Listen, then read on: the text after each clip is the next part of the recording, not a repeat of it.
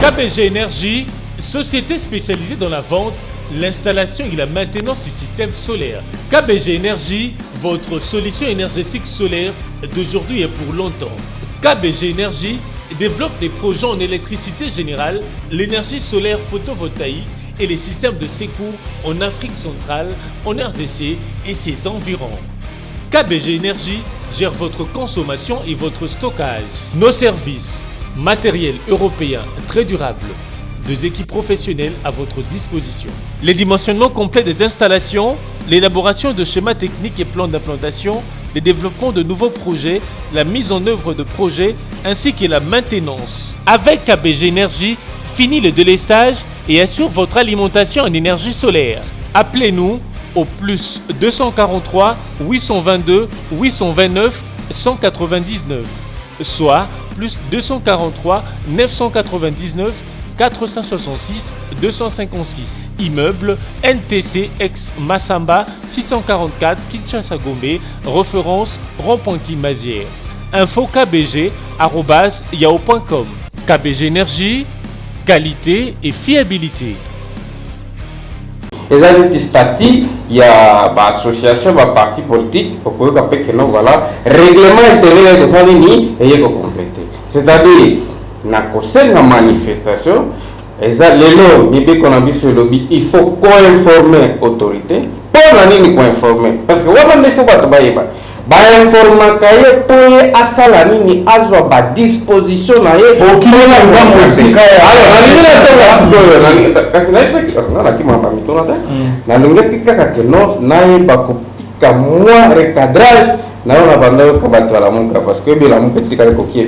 alors le président de la République, Félix Tshisekedi qui élu dans le peuple congolais,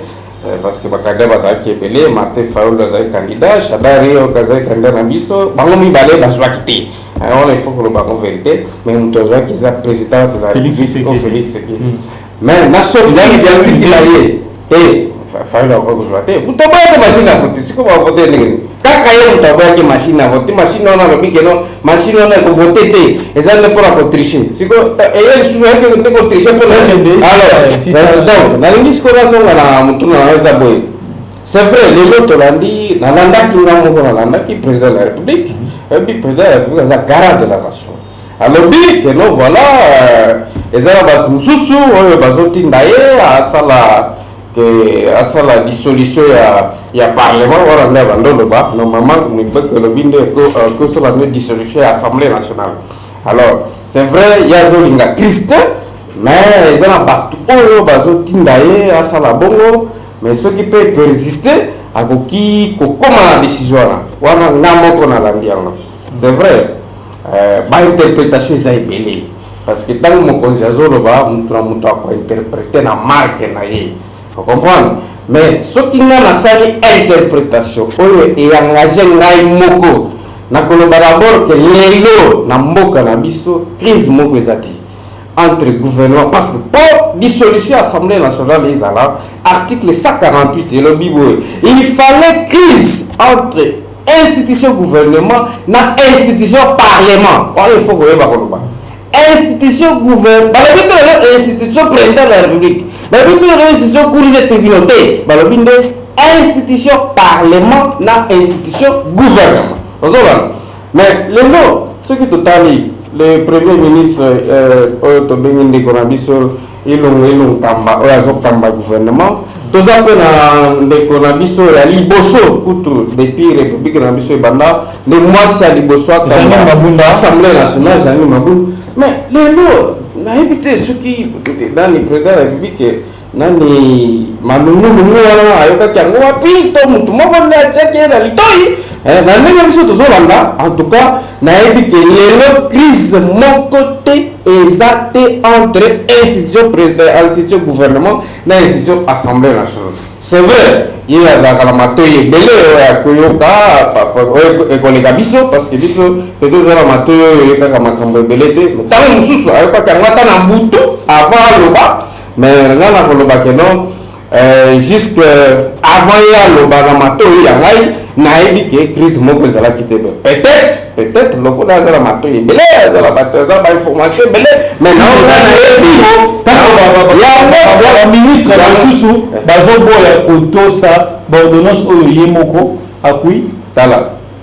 woni muntu na tozaka na ordonnance moko faut que la vérité tozaka na ordonnance moko oyo président de la république a signé oyo le mandataire ya nani oyo vili ya boya tala zolo bayo tuzoto na la de fona posa mi ba réponse exactement na ordonnance moko président de la république a signé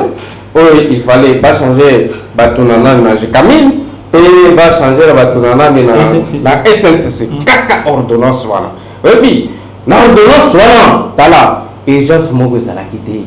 par rapport à l'ordonnance on faut tourner la vérité ordonnance on a ezalaki prise avec toute rapidité oyo et respecta te ba ligne oyo mibekoli konzi elobi et puis l'ordonnance on est signamaka tozalaka na premier ministre moko oyo azalaki nommé na mususu oyo azalaki déjà démissionnaire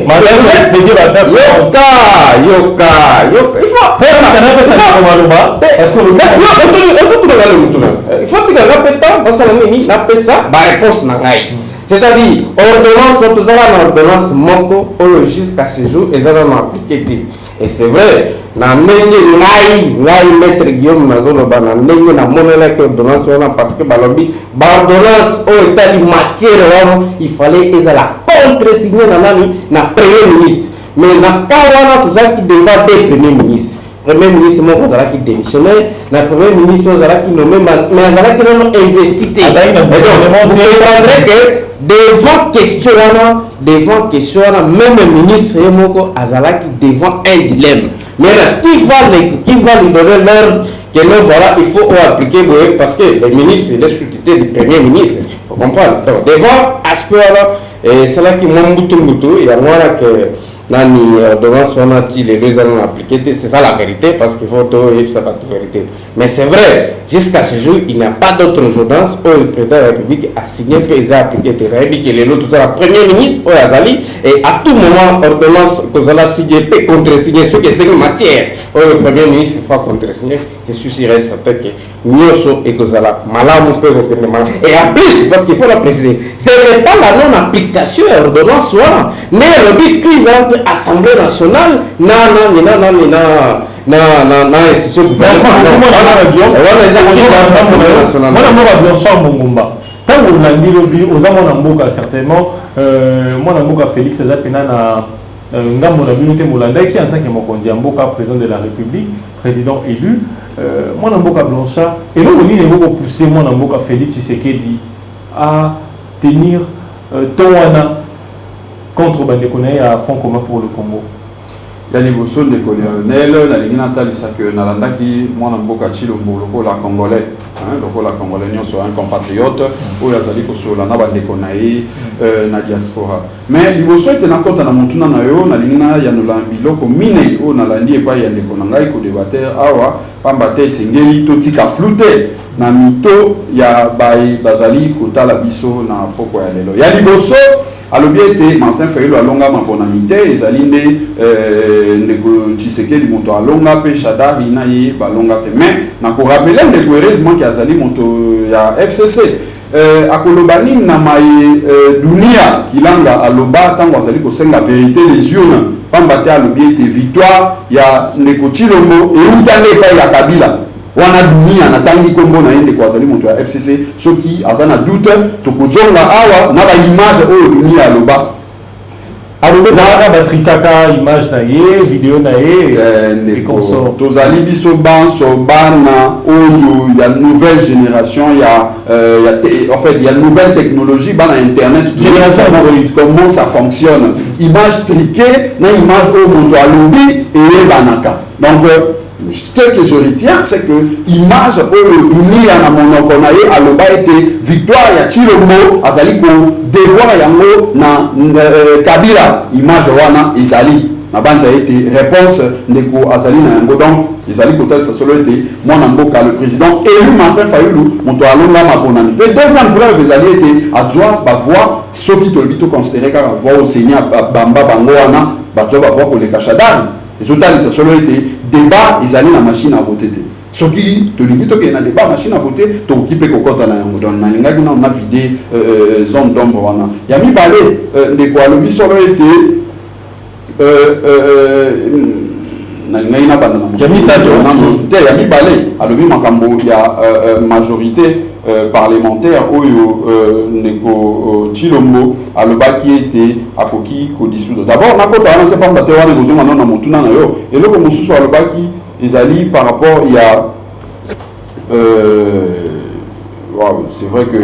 ya lobby moi mingi kimi mais na ete kozonga nazonga na question ya makambo ya parlement non je crois que problème ezali esika ndeko alobi te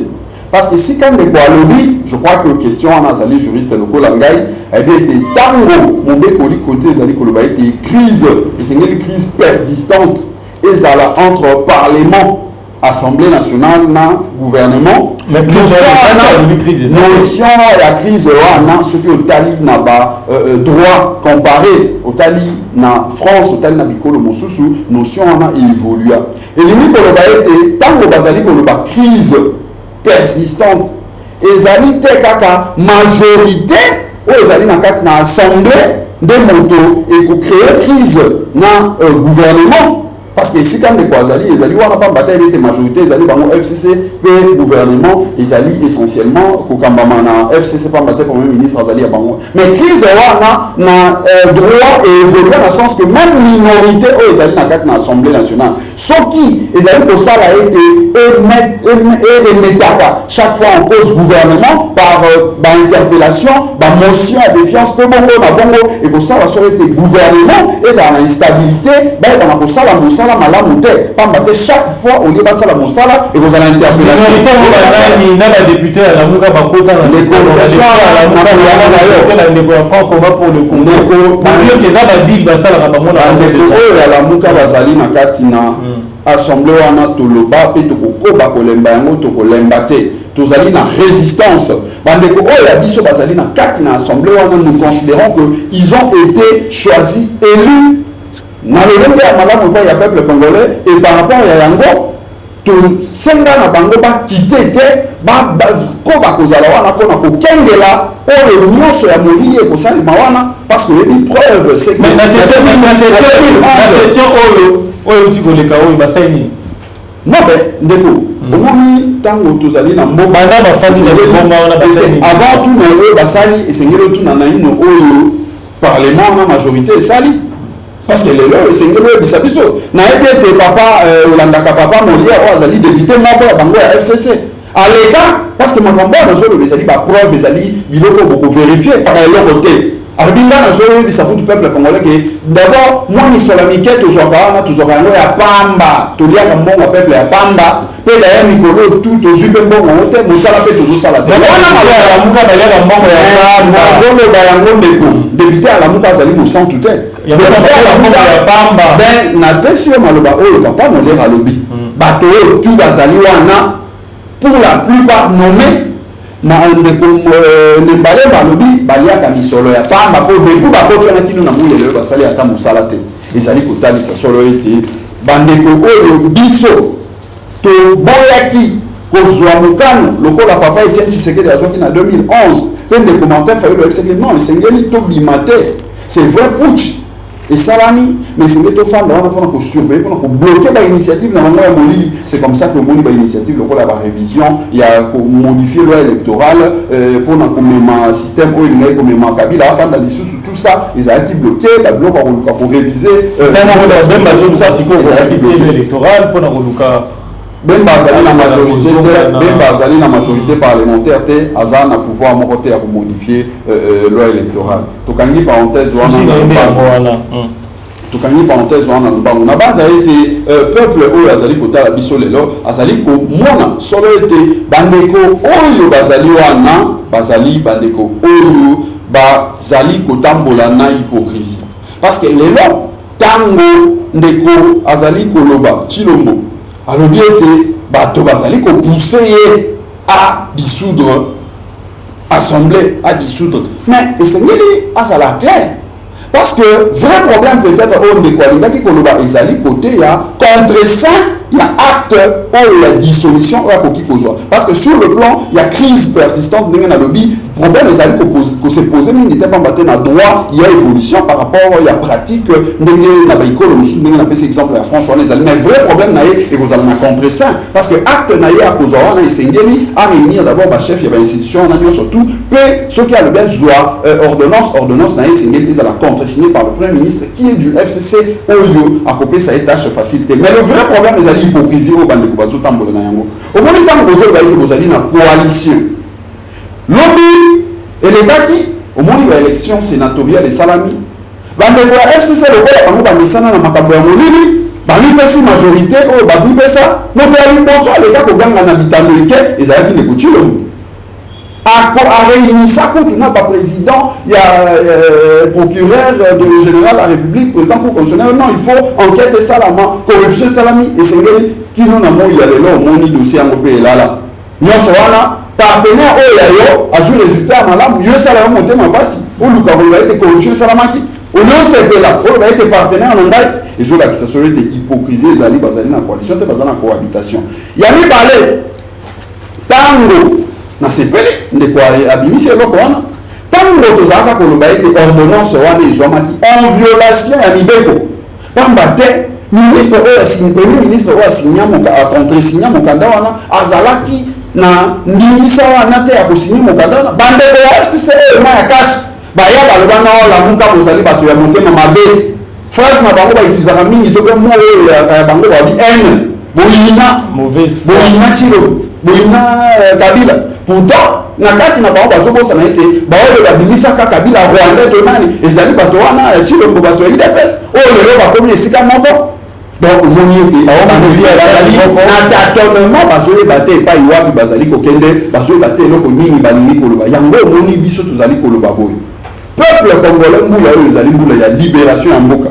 makambo nazalaki koluka koloba ezalaki oyo ndeko auti koloba so tant tolobi libération tolobi este na biso tozali komona ete plan ya balkanisation ezali kokoma esengeli tosala quelque chose toinitier marche oyo ezalaki citoyenne nakoloba likambo ya balkanisation ntango omona mboka Adolphe Muzito azalaka premier ministre te guerre ezalaka toujours na este elo oni asalaka nakoyanola yo ndeko ndeko alobi awa ete no mobeko likondi d'ailleurs ndeko moni mikolo FCC cash bamesali kofinga bato oki Chilombo kuna abengi bato bantaba mikolo elekaka kuna abengaki bato bandota alobika bacombattant te kasi te bacombattant bazali bacongolais awabinga bacombattant bazali bacongolais mais obengi ndeko na congolais ntaba mikolo elekaki kuna alobaki no akanisaki bato ya lamuka baza bandeko na nzoka bandoki omoni awa pe ndeko auti koloba ete non ezali na bato ya mayele ezali na bato mosusu oyo ye moko aboyaki koqualifie mais ozomona lolenge bandeko tozali na bango lolenge nini bango balobi biso tozali bato ya haine mais yoka ma ezali kobimaka na minoko na bango mais abimisaki maso wana kaka mpo atalisanga solo ete biso nde totosi mibeko te mais ngai nalingi kotalisa awa article 26 oyo ndeko atangi ezali kopesa biso ndingisa solo ya koorganize bamanifestation publique na ekolo pe mobeko wana elobi lisusu na alinea na yango ya mibale ete moto oyo alingi kozwa initiative ya koorganize manifestation esengeli apesa information topesaki information ndeko olobeli makambo ya loi organique mais ndeko esi akoki koyanola biso yebisa biso lelo loi organique nini ezali en vigueur par rapport ya bamanifestation publique parce que nayebi ndeko sesanga ainitiaki loi organique oyo efale ya kocompléter badisposition constitutionnelle wana par rapport à la manifestation publique kino na moi ya lelo ezalaki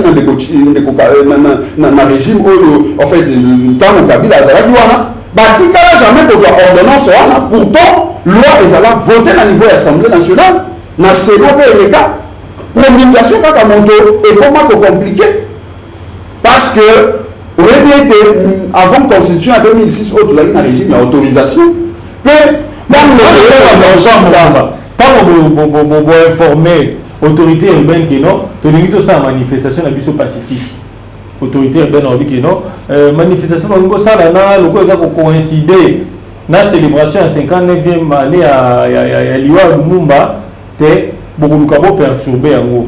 bon mokolo mosusu comme ça botika na ba autorité ba koya ko déposer ba gerbe de fleurs na ba membre famille le roi fait le mumba tombo na e cimetière des alaraté ba to ba so ba ko se recueillir wana ne pas vous s'entêter botie moto makasi na de ko ya famille ya Lumumba asenga na bino bo changer jour ndeko oyebi motu na ezali kopesa ngai koseka mpe ezali kopesa ngai mawa yango moni toreplikaki na mokanda mpona koyebisa ndeko wana ngobila ete ezali ordre manifestement illégal oyo apesaki na la police na babourgmestre tosebazaki na article 28 mais hier sebazaki ata na disposition moko te oyebi mpona nini sebazaki ata na disposition moko te parce que ayebi ete makambo to azalaki loba ezali lokuta mpona nini lokuta mokolo ya le 16 oyo musée azali mpe héros national bango moto bakomisa héros biso te Lumumba azali mpe héros national mpona nini te na nga na wangani komba ya musée te nalobi ete bango moto bakomisa ye héros mais mokolo ya le 16 wana alors que alobi biso le 17 ezalaki propulse te parce que tozalaki mokolo ya Lumumba oyo azali héros mokolo ya le 16 oyo ya Kabila oyo azali mpe héros aautorise bato idps batamboli na kisasa wana bilongi ya Chilombo na liboso batamboli kisasa mobimba ye ngobila moto apesi bango autorisation yango tozali koyebisa ngobila biso ndenge tozali kosala politike awa tozali libwele te na banza ete biso nyonso tozali bakongolais oyo akoya na molimo ya koluka kointimide biso na kati na ekolo oyo ezali ya biso ndeko moto amanke moto respect azali te omonaka na lamuka ndenge tolekaka wana natali so ya bango bazali kobenga bato bantaba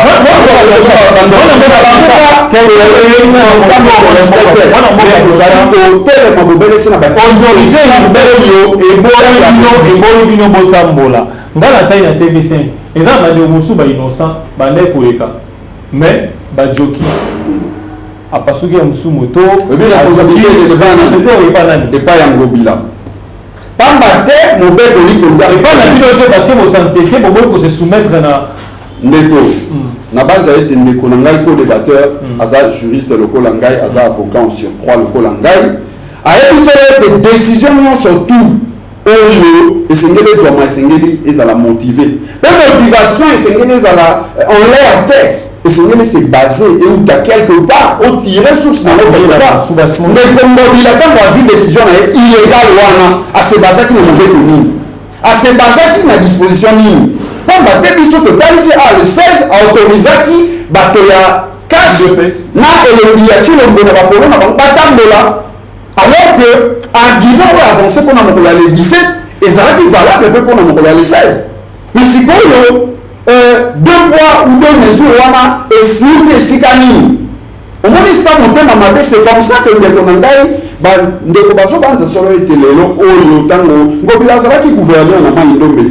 esilaki mpe kino lelo bandeko na ye ya FCC pamba te na landa moshobe kwa alobi ete ngobila moto azali à la base ya makambo eleka na yumi makambo wana esili na nino te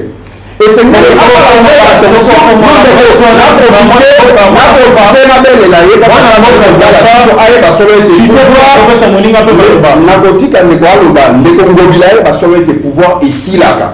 tozalaka na bagouverneur awa tozalaki na bango oyo basala makambo mpe ya modele na modele tozalaki na mobutu awa abanza te ete ndenge azali wana ndenge akomi molimo santu akomi nzambe oyo asimbi mitema milimo ya bato ayeba solo ete biso nyonso tu tozali kotambola nde na se ya mibeko lokola ye alingi aviolaka mibeko mpo akanisi solo ete ye moto asimbi pema ya bato ayeba ete pema ya bato ezali na maboko na ye te. Merci beaucoup mwana mboka Blanchard Mungomba, mwana mboka Guillaume Nakaeshe, olandi mwana mboka Blanchard na Bokebi Banso nga na inatu na mutuna na ngai parce que bozana libala bozana coalition FCC na cash pona nini mokonza mboka Félix soki aza wa tomonaki après Congo central aza kobenga discours ya unité discours ya solidarité gouvernementale mais soki akomi libanda aza kotenir discours mosusu les États-Unis alobaki déboulonnage na Grande-Bretagne a évoqué Bic Rouge era ozowawa basali conseil des ministres solidarité gouvernementale nakanisaki okosuka lisusu mpo mituna naezalaka neti escalier. Alors avant nayeba koyanola motuna na yo omoni ezalaka bien ntango moto azoloba makambo oyo esengeli te il faut d'abord korecadre yango mpo na nini omoni toza na bato ebele bazolanda biso encore que naza na bato bao baelizaki ngai na kote ya Shabunda territoire na ngai kutu nazopesa bango mbote na occasion opermettre ngai ebi nalandi na bokebi nyonso ntango ndeko na ngai azoloba Blanchard Mongomba kutu nazofélicité mpo nayebi kaka ayebi koloba mais koloba vérité nde azolinga te ayebi koloba mais maloba na ye eloko moko ezobinda na monoko na ye te ezaka vérité ebi nini auto kolobela awa makambo ya nani ya élection alobi te ke parce que nga nalobaki mpe nazoconfirme yango epuis ntango azoloba yango peut-être nakodute mpe ntango mosusu aza juriste te mais nayebi ke ntango mosusu mpe akozala mais azokotaka na politique alobi ke no moto oyo azalaki yende eza Martin Fayulu eke nani président actuel oyo azali Félix Tshisekedi Tshilombo azalaki nde nome nde ye alobi abosani ke no voilà toza na institution moko oyo ezalaki neti arbitre eza seni nde institution eza reconnu na mibeko na biso parce que aza moto ya mibeko nayebi yango mpe namonaka ye na bare na mibeko balobi eza kaka na seni nde lefale esala nini organise baélection nakoya na motuna na yo naokima ngo nawa na motuna na mais il faut quand même bato bayeba nawa azolo parce que ayebi koloba nalobi keno eloko kaka ezozanga ye eza kaka koloba vérité alors oyo eza nini alobi te atuni ngai keno tolondaki dunia kilanga alobi keno voilà soki ndeko président ya biso Félix Tshisekedi aza wana aza kaka mpona nani Joseph wana nde alobi atuni ngai oyebi il faut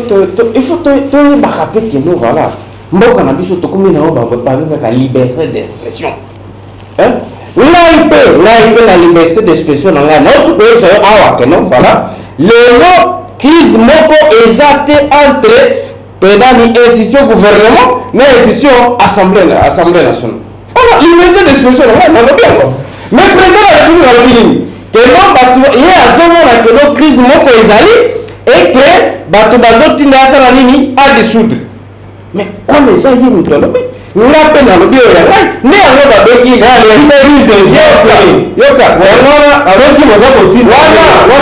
nazotia yango kaka tobengi liberté d'expression ozolana mutuna moto aza libre ya koloba makambo ya mingi na mboka na biso liberté d'expression ezali ce n'est pas que non parce que dunia kelanga alobi keno voilà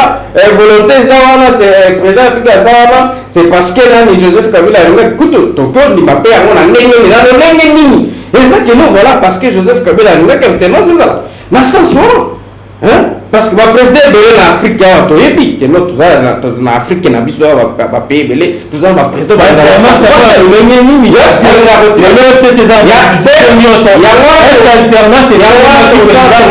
analyse ça veut dire soki tosala analyse na analyse na maloba ya dunia kilanga alobaki nga na analyse na ngai na kele bakeno voilà parce que Joseph Kabila alingaki alternance peut-être na sens wana ça veut dire on a liberté d'expression c'est pas parce qu'il y a le but que na volonté de les années Joseph Kabila seconde azwaki bon voilà nga na longo na tiki wana na eza bongo te mapona mesala maki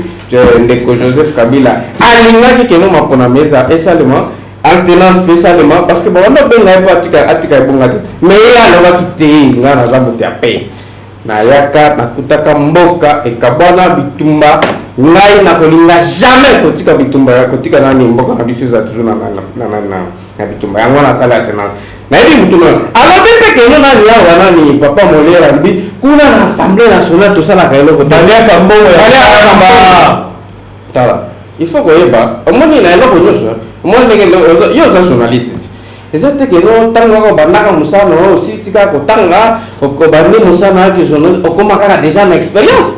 et senga kama mikoleka po muto aza nini na expérience papa le malemba batunzo baebi eza kamba na ni boso ko na assemblée nationale c'est normal que no aza akendanga wana qui sont pour qui sont contre dans musude ya mona ka azomona que dans musude basala ka eloko te mais tango akozala par exemple est-ce que kama lobi ke non ngala ko soke non ngai est-ce que kosi ngai na yebishe boye papa ne manemba soki alobi bongo c'est-à-dire ayebi nanu fonctionnement ya assemblée nationale te popo baoyo bayebi keno assemblée nationale ezalaka nao babengi bacommission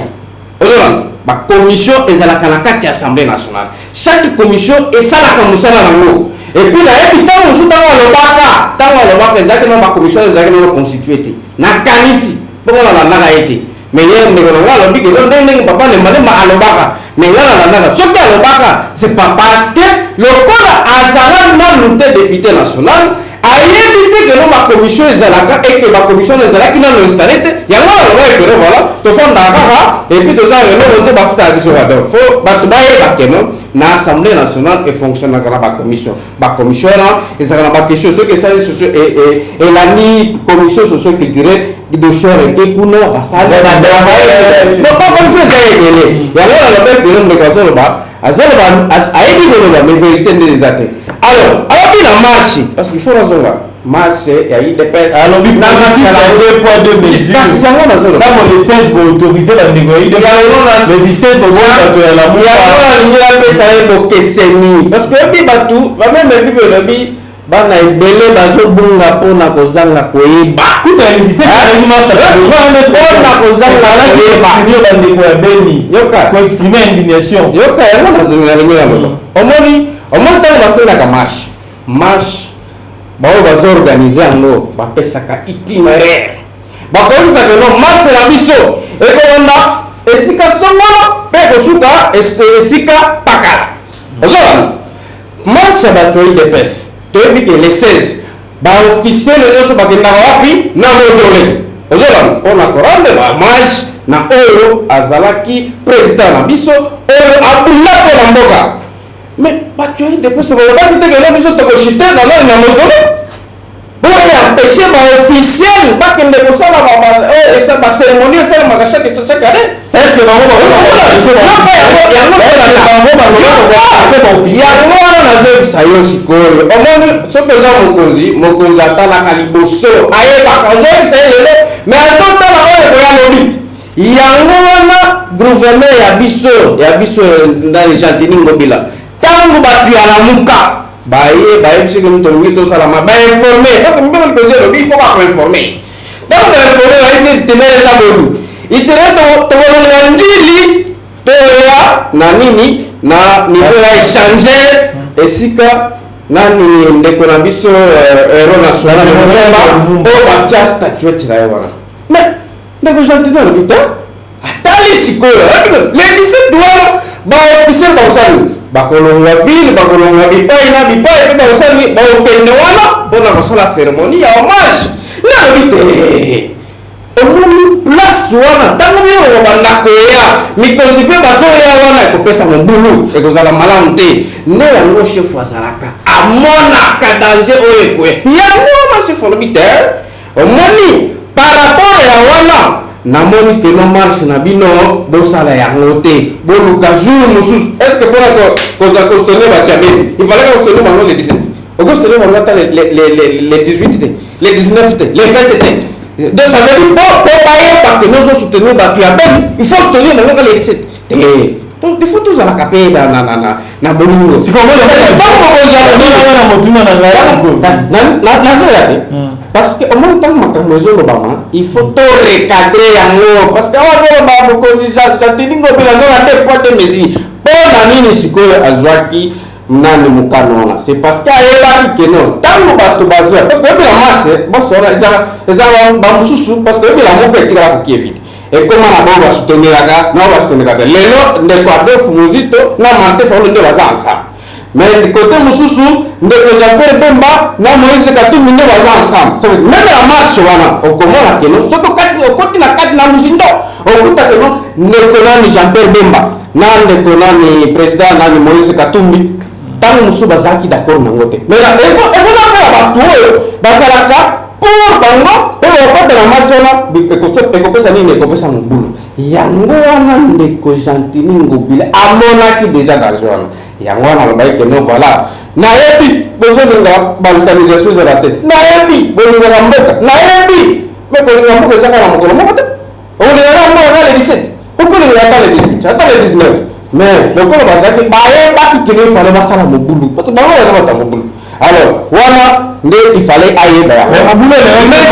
la police nde mais basala mobulu basala mobulu ezali bazokisi na moni mobulu ezali mobulu eza kozala ko obtempérer na ordre ya autorité yango na babenga mobulu kobeta mobulu ezali mbesi kobeta bazokisa mon ntango moto azosala mobulu mission régalienne ya liboso ya l'état eza kosala pour rétablir ordre public ntango mokonzi alobi yoka ntango mokonzi alobi teke non namoni bolingaka beni bolingaka boye bolingaka congolais mais bolingaka bango kaka le 17 te bolingaka bango ata le 18 ata le 19 okozala malamu wana nde mokonzi ya ville ya province ya Kinshasa alobi mais yo olobi te lokola nga nazala muka nalingi yango mpe ye Gentini ozala mokonzi ya kitoko ozala mokonzi ya kitoko na kotosa yo te mais mokonzi yango bate ezalaka boye te il faut rétablir ordre nde yango wana omonaki esalamaki ça veut dire la police na biso eza wana mpona korétablir ordre maintenant nazongela motuna nayo olobi que no président de la république oyo azosala parti na nani na FCC soki aza na libanda ya mboka azalaka na discours mosusu soki azongi aza na discours mosusu ya bosangisi foyeba boye omoni président de la république soki aza président de la république azalaka lisusu te ya lamuka te ya cash te ya FCC te ya nini aza président ya bato nyonso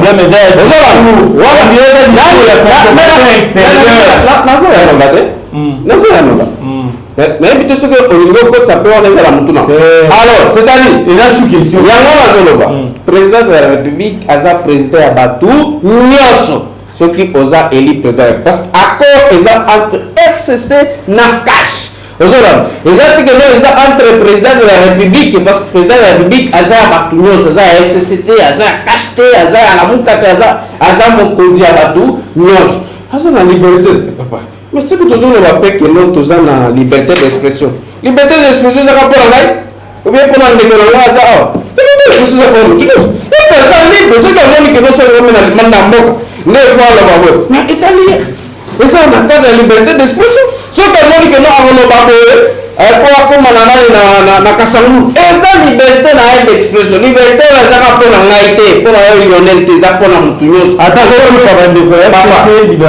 oyo eza mabe eza nini c'est-à-dire ntango motu na liberté d'expression na yo eza neti na yawa nabanda kofinga c'est-à-dire wana olekisi liberté d'expression na parce que dans liberté il faut respecter mpe mibeko yango wana nga nakolobaka no ntango akendaka libanda ya mboka en tant que président de la république aza na liberté d'expression na akoloba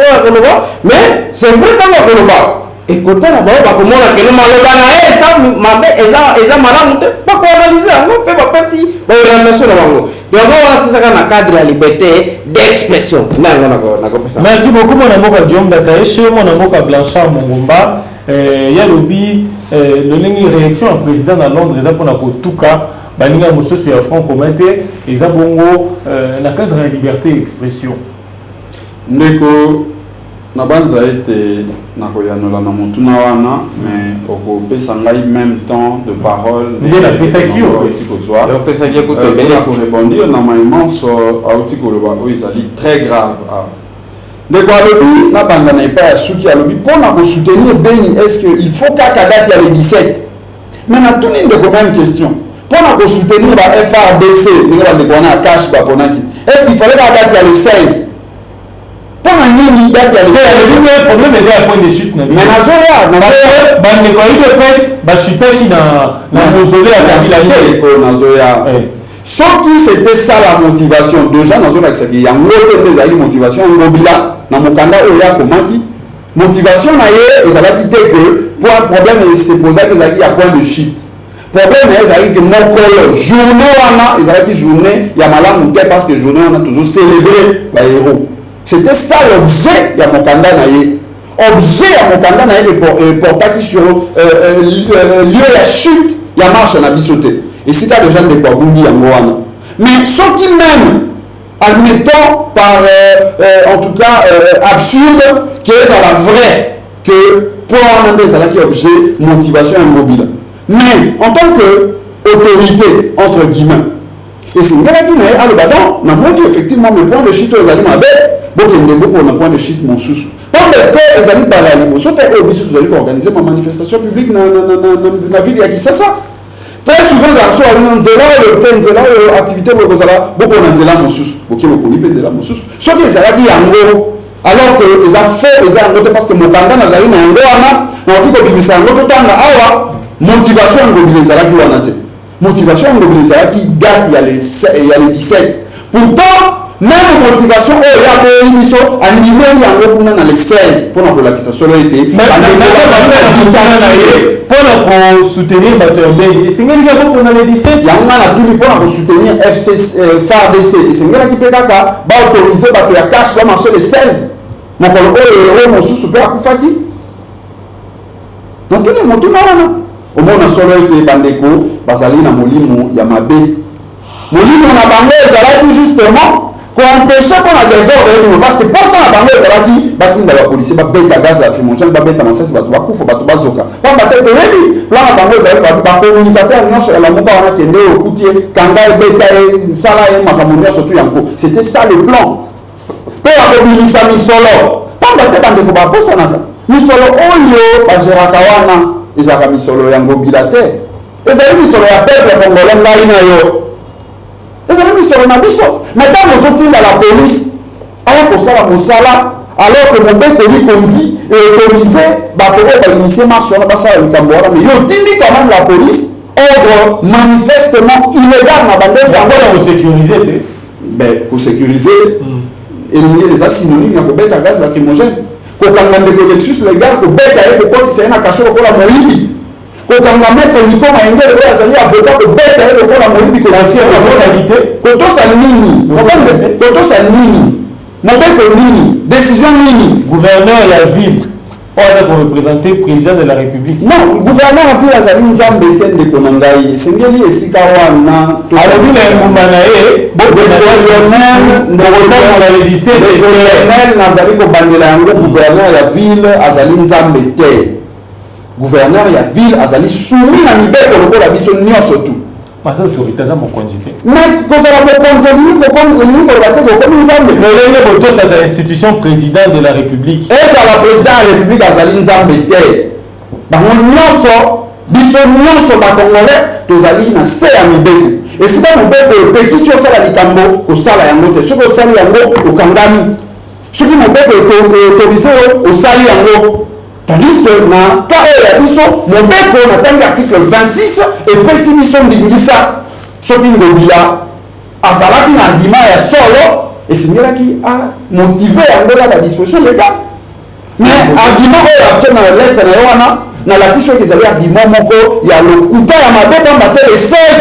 akanisaki tokoyeba yango te le 16 tomoni bato ya pepe ya kashe wana batamboli pourtant ezalaki mpe mokolo héros national tozali mpona kotalisa solo ete bandeko baza na mposa ya koimpose dictature awa mais tozali koyebisa wango dictature ekoleka te ndenge dictature esukaki les 30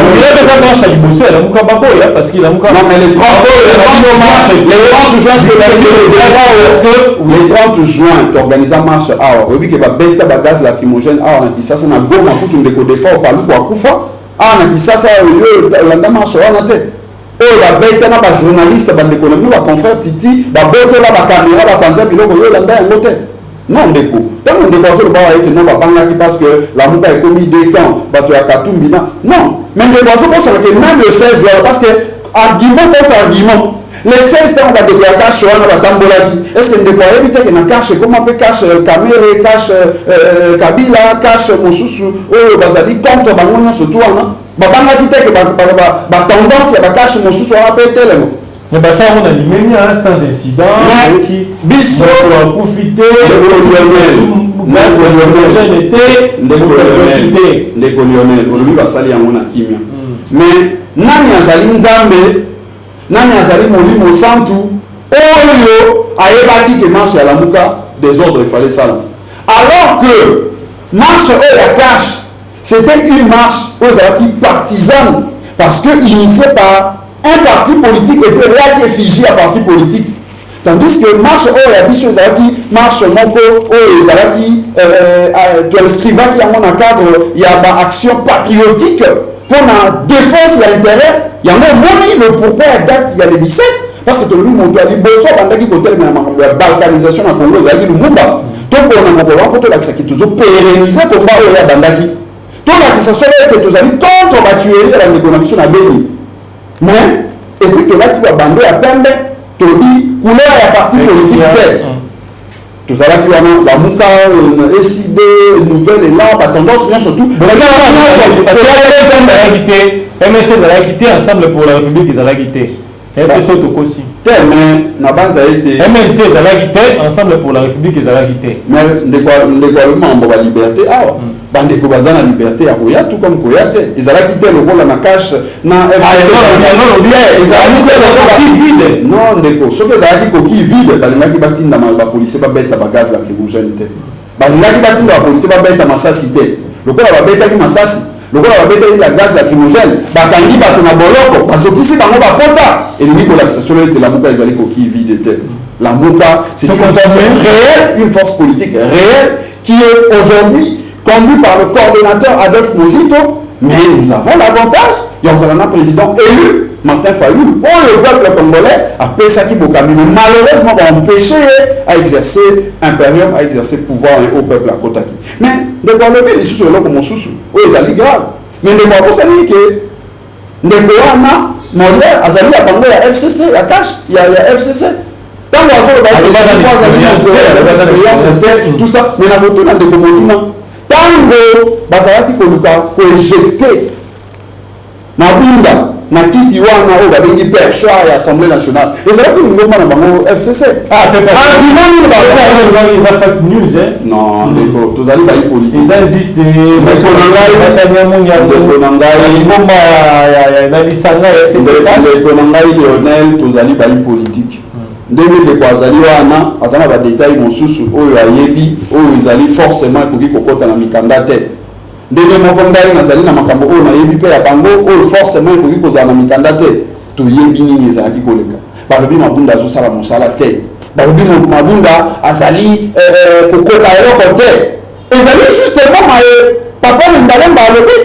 ntango de boso ba ezali kwa ya kotisika mais na tuli motu na tango batata wana oyo ya FCC bazali koluka kubenda na mabunda ba utiliser ki même habillement bango ko zalaki kaka ko ba uti kokota ya sika na leki na question alobi makambo ya liberté expression pour makambo ya dunia mais na soki sami sous ndeko dunia oyo azali secrétaire exécutif ya PPAD ce n'est pas n'importe qui il s'en va dans à constater alobi ndenge makambo ezali kotambola nga na moni soki tozali na président Misato président élu non en fonction à côté en fonction te président nommé oyo azali kosala mosala na président mosusu azali na kindakati oyebi eki azwa interpellation kino na moi ya lelo dossier ezalaka na justice mais soki dunia liberté na ye wana ndenge ndeko alobaki ekei au-delà parce que ntango alobi ke ezali Kabila moto anoma c'est très grave Soki, parce qu'il ne décolle pas, ce que l'équipe liberté d'expression, des signes va interpeller. Mais il n'y a pas Kabila. Il y a pas Kabila, il n'y a pas c'est Kabila mon toit. Pour la majorité parlementaire. Non, alors Tshisekedi. Donc, Tshisekedi a incarné l'institution au Babengi président. Donc, président. Azala nommé et pas le pouvoir n'était pas à Kabila. C'est ce qu'il a voulu dire. Moi, il y a moi dans le pays, mon tour. Mais n'a pas ici mon souffle. Tant que le rouge, oh la bango, la FCCPPRD, tant que là, qui ça mon bimba, ah, le dit toujours réclamer vérité des yeux. Ce que tu sais que dans le gars, au fouiller dans le passé, bisous toujours fouiller dans la série. En bon avis, il y a un matin. Tous les gens disent non. Et ça dit, bah, tu as bien rouge, la bango, la PPRD. Na banza été tant on de été vérité na za kolobate na banza été bazali kolanda biso ata bazali à FCC mais ba comprendre serait que vérité des années de taille mondiale nakolobisa yango te me bandeko bakolanda mpe bakotranche na sika oyo nazonga na motuna na yo olobi réaction ya ndeko Tshilombo na libanda non ndeko omoni lelo mai mazali koleka na mboka na biso ezali mawa mpe pasi na soni parce que lelo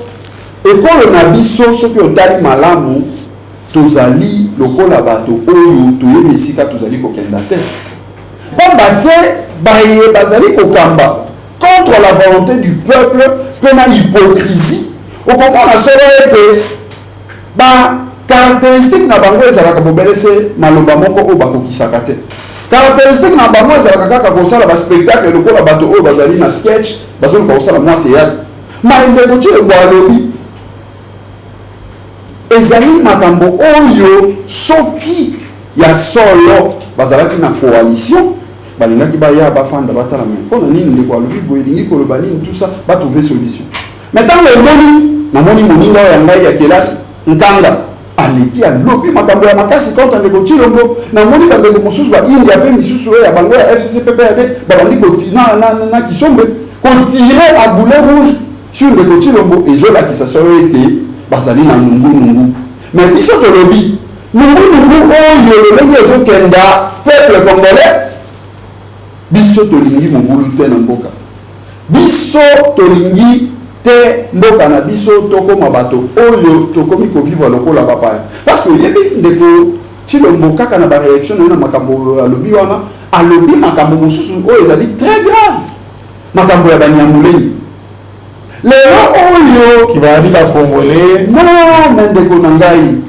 omoni esengeli toyebaka lolenge nini tozali kosala politique soit toyebi soit toyebi te soit toyebi mibeko soit toyebi yango te omoni bandeko oyo esika bazomema biso bazoluka mboka ezika pamba te bango na bango wana soki parce que biso tozali na peuple tozotala nde lolenge bazwi na nko pouvoir ya peuple tozoyoka mawa parce que lelo oyo soki otali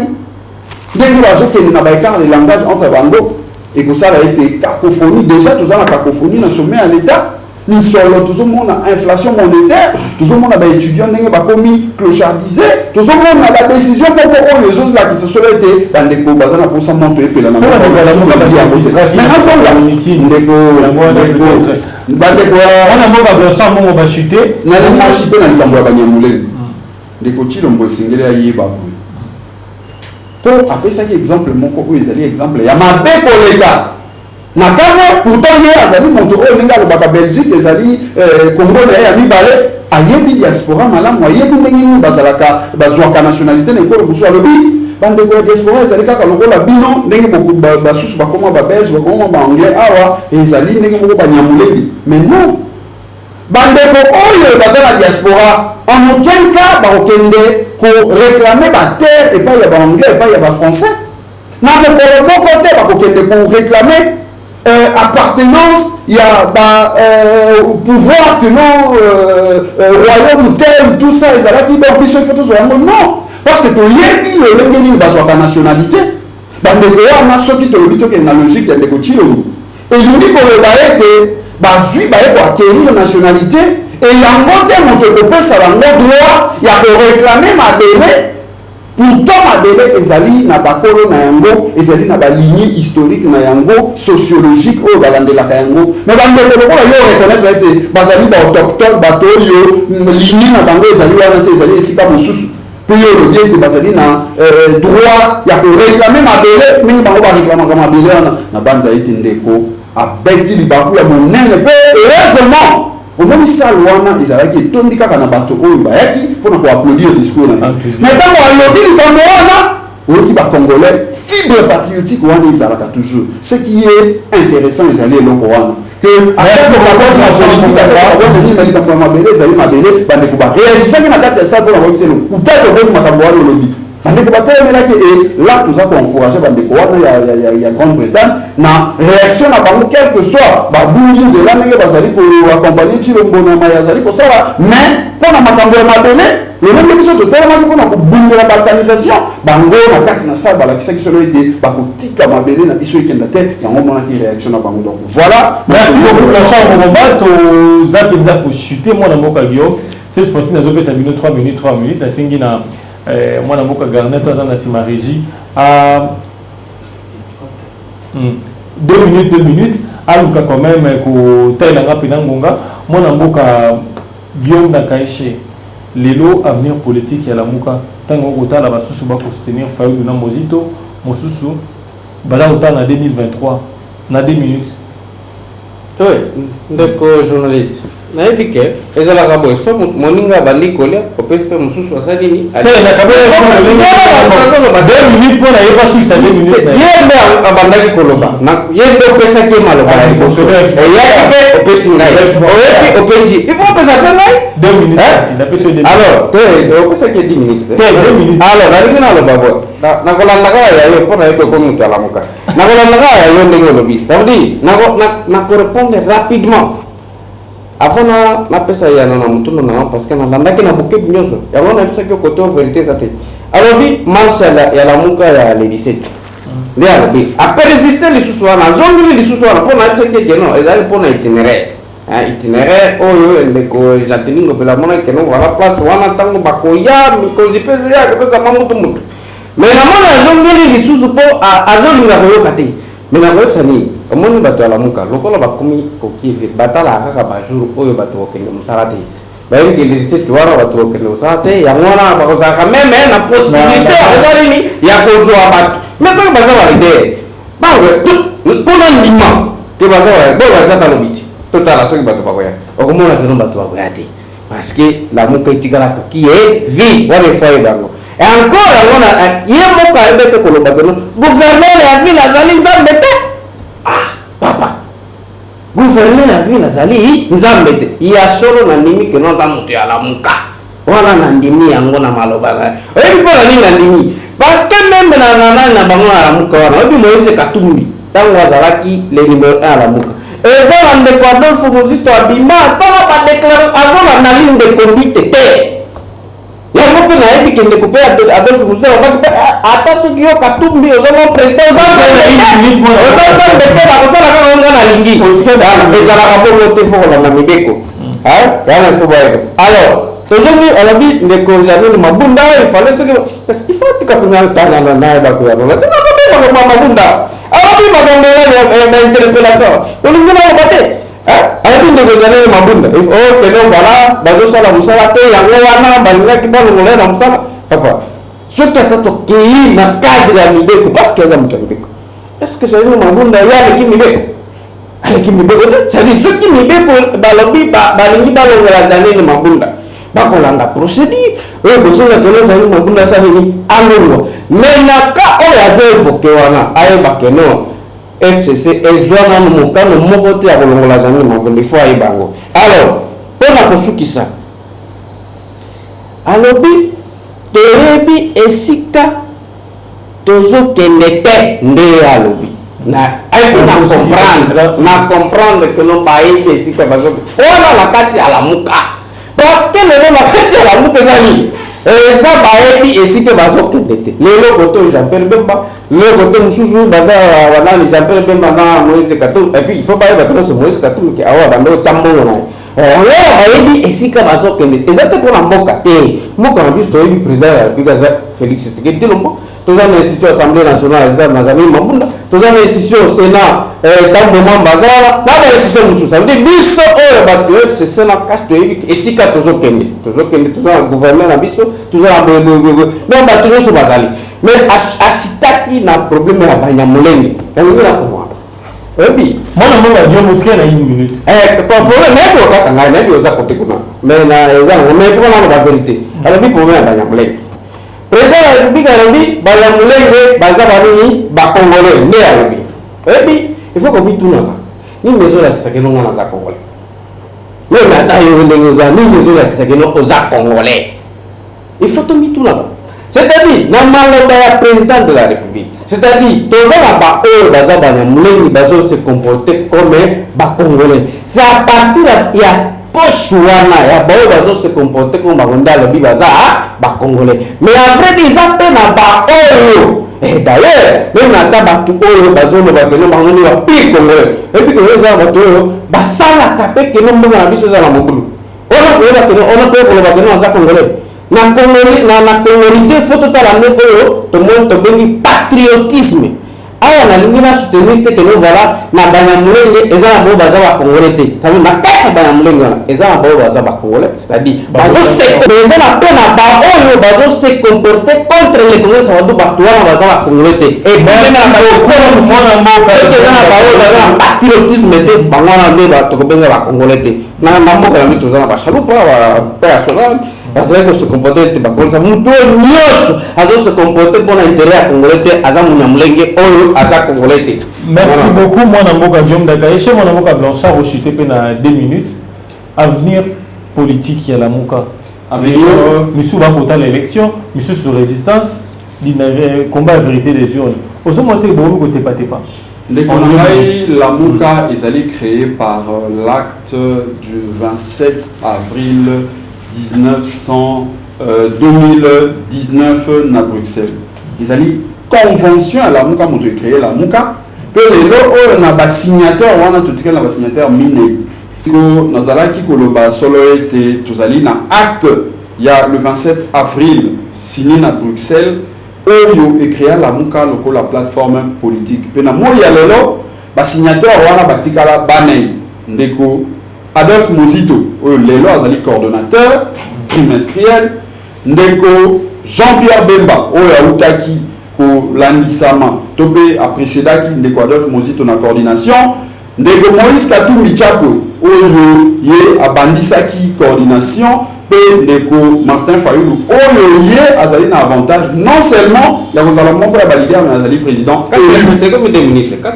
Azali président élu. Donc, qui m'a dit attends moi côté à retirer la signature pour la Colobaïté à l'ongoué la Mouka. Mais maintenant, ce qui est intéressant, c'est quoi? Ndeko à comprendre le soleil dans la Mouka démocratie Ezali. Dans la Mouka, on te dit sur Akoki Kopé sa point de vue à lobby, peut-être aux autres. Ezali tel le dans la FCC. Babem da kabato loko la moni bantaba. Otikela mini. Moni mabata, mabata batanga bakongo. Bango so bakela kinga kati bakeko za monde ordre. Bango nyonso bakendaka kosala basali molongo ya songo bakei kozwa mot d'ordre biso na lamuka mot d'ordre ezalaka te na lamuka ezali la diversité dans l'unité moto na moto apesi makanisi oyo ya ye mpe suka na ndeko misolo na banza ete toyebi solo ete FCC bamesana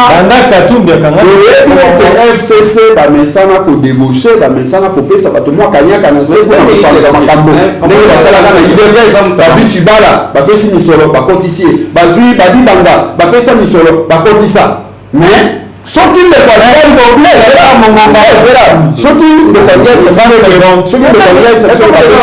batumbi misolo po afinancer la muka esengeli apesa biso bapreuve mais ngai na oyo nayebi nayebi ete balider nyonso to ya la muka bafinancer campagne mais biloko mibale la muka ezali makasi te yango toponaki kaka bajour férié non mais natalisi ndeko discours wana secrétaire général ya idps azali alie na bango alobaki ntango martin fayulu azongaki totambola na martin fayulu na chipoi kobanda aéroport kino na échanger bayoka somo baloba lisusu te eloko mosusu aye koloba bino la muka oyo ayebi ezali kaka la muka pesa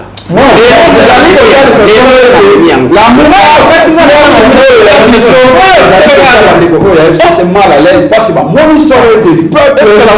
mieux retrouvé na kati na la muka yango moni bazali ko mal à l'aise moto pasi bisika bazali bango na bango bazali ko pota na kuna biso to merci beaucoup mona mboka ba résistance na ko récupérer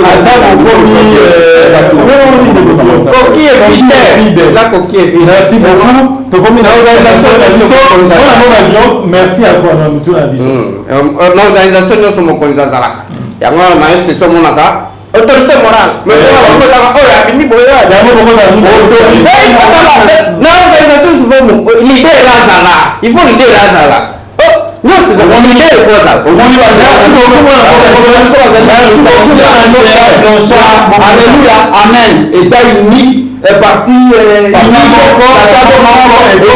c'est biso to le démocratie to zali ko banda na ba parti politique na biso la preuve est-ce que dire que Ndeko Kabila ndeko Shadari plutôt Kabila anomaye sans que Kabila ait la désigné dans le Congrès comme président à parti. Merci beaucoup.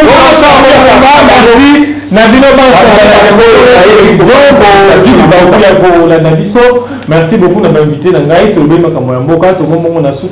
merci pour la pour ça confiance. Numéro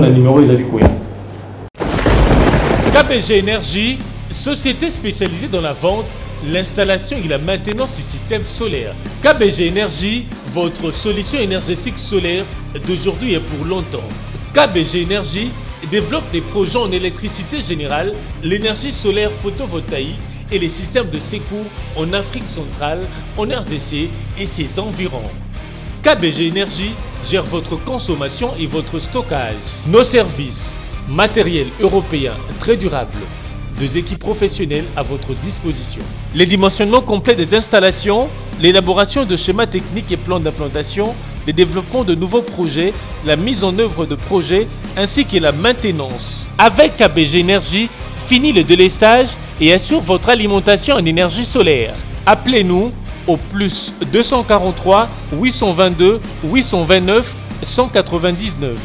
soit plus 243 999 466 256. Immeuble NTC ex Massamba 644 Kinshasa Gombe, référence rond-point Kimazière. Info kbg@yahoo.com.